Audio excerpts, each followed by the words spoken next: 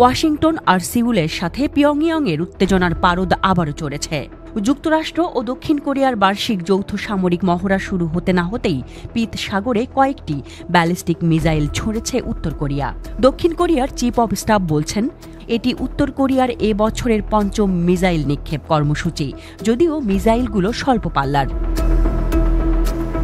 পিয়ংইয়ং একটি বিবৃতিতে যুক্তরাষ্ট্র ও দক্ষিণ কোরিয়ার এই মহড়াকে ভয়াবহ উস্কানিমূলক আচরণ হিসেবে উল্লেখ করে বলেছে, এটি সামরিক দ্বন্দ্বের ঝুঁকি বাড়িয়ে ফেলল। এদিকে সিউল বলছে, এই যৌথ মহড়া উত্তর কোরিয়ার হুমকিকে সবলভাবে প্রতিহত করবে এবং উত্তর কোরিয়ার উপর নজরদারি বাড়াতে ব্যাপক সহায়তা করবে।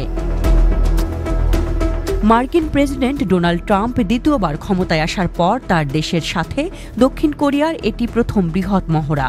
ফ্রিডম শিল্ড শিরোনামের এই মহড়া চলবে ২০ মার্চ পর্যন্ত। ট্রাম্প তার প্রথম মেয়াদে উত্তর কোরিয়ার নেতা কিম জং উনের সাথে ৩ বার সাক্ষাৎ করেছিলেন। সেটি মনে করিয়ে দিয়ে ট্রাম্প এবারও কিম জং উনের সাথে সাক্ষাতের বাসনা প্রকাশ করেছেন। তবে ট্রাম্পের বাসনাকে পাত্তা না দিয়ে কিম ওয়াশিংটন সিউলের যৌথ মহড়াকে আগ্রাসনের চেষ্টা হিসেবে উল্লেখ করেছেন। যুক্তরাষ্ট্র ও দক্ষিণ কোরিয়ার হুমকির বিরুদ্ধে উত্তর কোরিয়ার নেতা কিম চরম জবাব দেবে বলে আলাদা একটি বিবৃতিতে জানিয়েছে কিমের পররাষ্ট্র মন্ত্রণালয়। এই যৌথ মহড়ার মাধ্যমে উত্তর কোরিয়াকে খেপিয়ে না তুলতে কিম জং উনের বোন কিম ইও জং গত সপ্তাহে ওয়াশিংটন ও সিউলকে সতর্ক করেছিলেন।